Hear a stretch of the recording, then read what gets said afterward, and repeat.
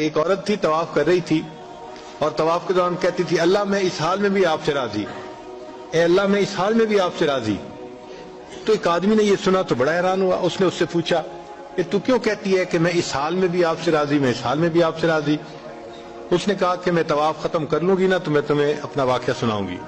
چنانچہ اس عورت نے اپنا واقعہ سنایا کہ میرے 3 بچے تھے، میں گھر کے اندر ایک دن تنور پہ روٹیاں پکا رہی تھی، تو میرے بڑے 2 بچے جو تھے وہ گھر میں کھیل رہے تھے کمرے میں، اچانک مجھے شور کی آواز آئی، تو وہ کہتی ہے کہ میں نے جب شور سنا تو میں وہیں سب کچھ چھوڑ کے تنور پر آٹا روٹیاں تو میں کمرے کی طرف بھاگی۔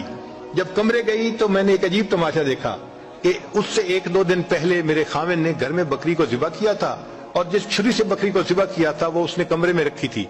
تو میرے دونوں بچے کھیلتے کھیلتے ان میں سے ایک نے دوسرے کو کہا کہ تمہیں پتہ ہے کہ ابو نے بکری کو کیسے ذبح کیا تھا؟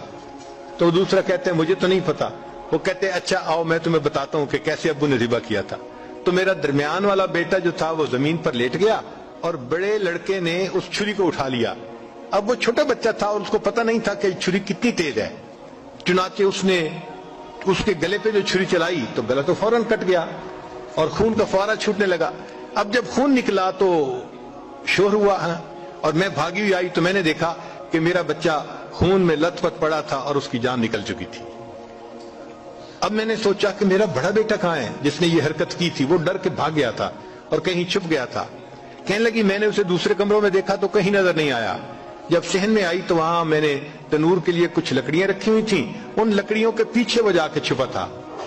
کہنے لگی میں نے پیچھے سے اس کو جا کے جب دیکھا تو اس نے مجھے کوئی جواب نہیں دیا۔